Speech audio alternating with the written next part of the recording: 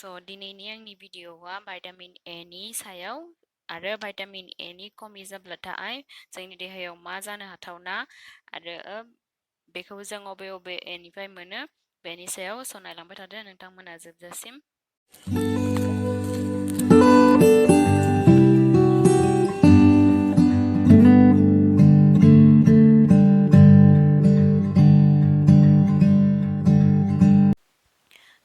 भाइटामिना मोननै रोखोमनि थायो मोनसेया जाहैबाय फेट सल्युबल भाइटामिन आरो वाटार सल्युबल भाइटामिन।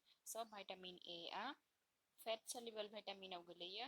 भाइटामिन ए, भाइटामिन बी, भाइटामिन ई, भाइटामिन के बियो फेट सल्युबल भाइटामिन आरो वाटार सल्युबल भाइटामिन आ भाइटामिन बी कमप्लेक्स आरो भाइटामिन सी आ।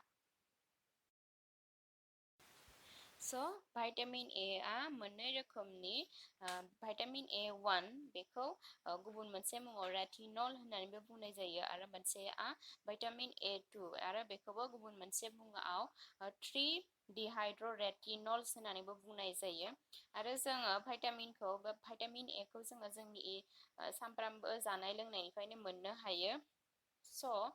रेटिनलखौ भाइटामिन ए1 खौ जोङो गाइखेरनिफ्राय, बाटारनिफ्राय, नानिफ्राय, थाइजौनिफ्राय आरो गाजरनिफ्राय मोनो आरो बिलाहिनिफ्रायबो मोनो।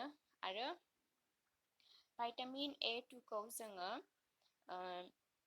गोथां मैगंफोरनिफ्राय मोनो आरो माखासे फिथाइ सामथाइनिफ्राय मोननो हायो। जोङो भाइटामिन ए1 खौ लायालासिनो जोङो भाइटामिन ए2 खौ लाब्ला मोजां, मानोना बियो एन्टि अक्सिडेन्ट्स आरो बेखौ जोङो प्लान्टनिफ्राय मोनो नालाय बियो बेनिख्रुइ एसे साबसिन जायो।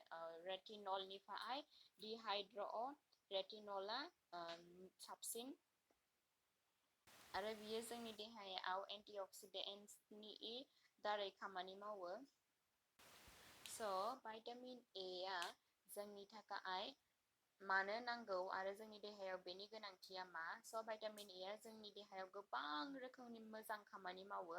मेनावनो बियो जोंनि मेगननि थाखाय जोबोद मोजां। जोंनि मेगनाव रेटिनल होननाय मोनसे बुस्थु थायो। भाइटामिन ए खौ लाबाथाय जोङो रेटिनलखौ जों मोनो नालाय, ओंखायनो बियो जोंनि मेगननि थाखाय मोजां आरो बेयो मेगननि पावारखौ मोजांसिनाव लाबोसिनो। माने जा मानसिया एसे मेगननि पावारा खम जादोंमोन बेखौ बियो मोजां खालामफिनो आरो बियो जोंनि हाथाइखौबो मोजां खालामो आरो जोंनि देहायाव थानाय टिस्युखौबो बियो मोजां लाखियो आरो जोंनि हाराफोरखौबो बियो स्ट्रं लाखियो।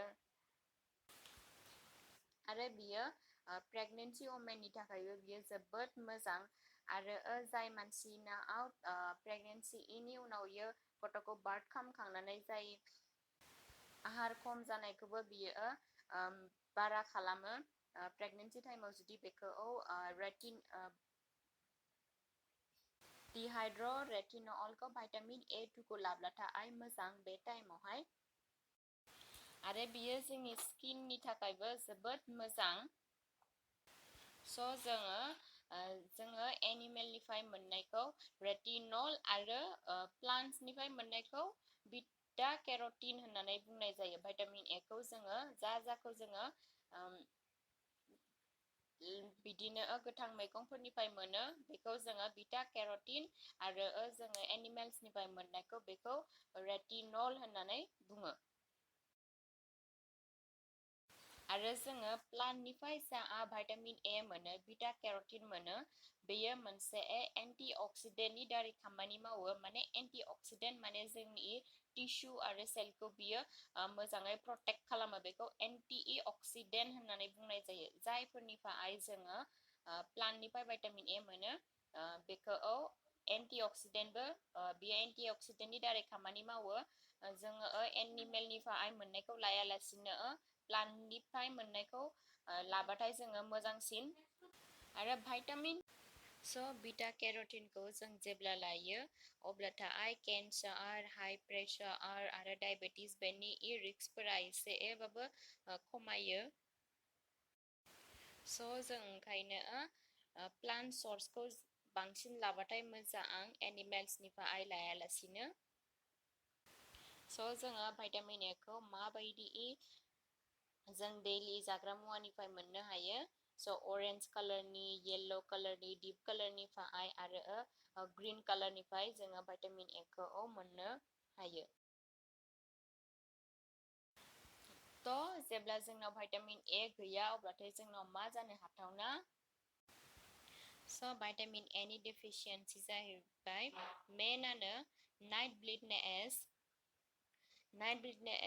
जाब्लाथाय जोंनाव बारा रिस्कि नङा बेखौ जोङो फाहामफिननो हायो जोंनि जा भाइटामिन ए आ खमि जानायखौ जोङो भाइटामिन ए खौ लाफिनब्लानो बियो हारसिंनो एसे मोजां लेभेलाव फैफिनो आरो बियो बांसिनानो गथ'फोरनि केसाव जायो एडाल्टनावबो जायो खिन्थु बांसिन बियो उन्दैफोरनि केसाव जायो आरो बेनिख्रुइ जुदि सिरियासआव थांबाय अब्लाथाय बेखौ जेराव अपथालमिया बुङो जेराव अपथालमिया जाब्लाथाय जोंनि कर्नियाया डेमेज जायो पुरा गाज्रि जायो बेखौ जोङो फाहामफिननो हाया आरो माखासे डेफिसियेन्सि दंबावो बेनो जाहैबाय जोंनि एक्नि प्रब्लेम ड्राइ स्किन आरो ड्राइ आइस जानाय आरो जोंनि बिखाया पेइन जानाय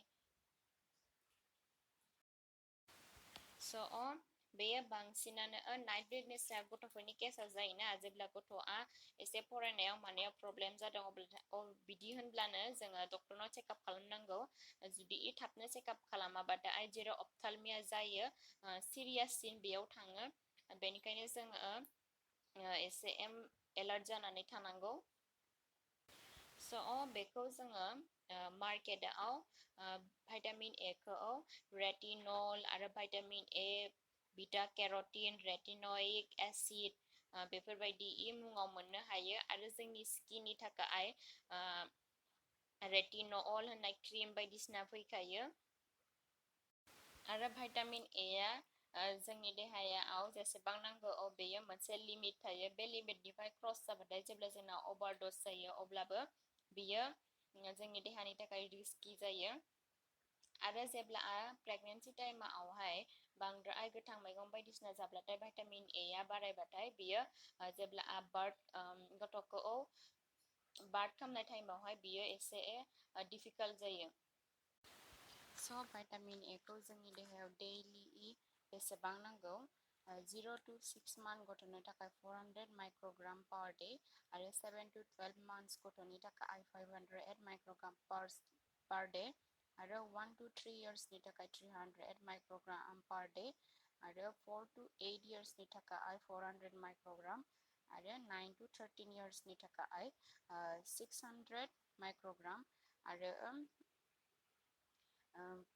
हौवासाफोरनि थाखाय मेल्सफोरनि थाखाय 14 to बोरायजासिम 900 माइक्र'ग्राम आरो फिमेल्सनि थाखाय बेयो 40 in एज टु बुरिजासिम 700 माइक्र'ग्राम नांगौ नोंथांमोना आंनि भिडिअखौ नायनानै मोजां मोनदोंबा आंनि भिडिअखौ हाजासे शेयार खालामदो आरो चेनेलखौबो साबस्क्राइब खालामना होदो गोजोन्थों बाय